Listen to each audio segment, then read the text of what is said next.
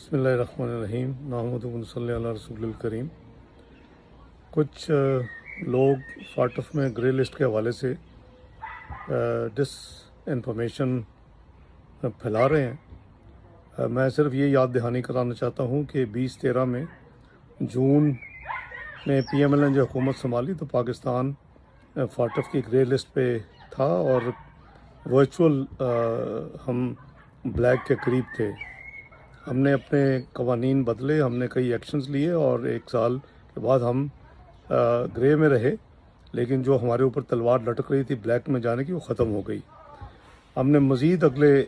7-8 مہینے میں جو کام کیے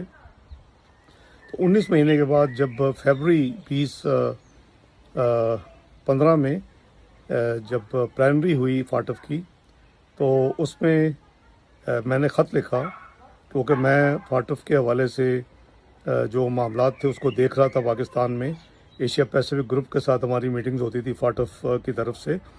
تو ہم نے ان کو لکھا اور ریکارڈ پہ ہے تمام فاٹف کے ممبرز کے جو دارالخلافے ہیں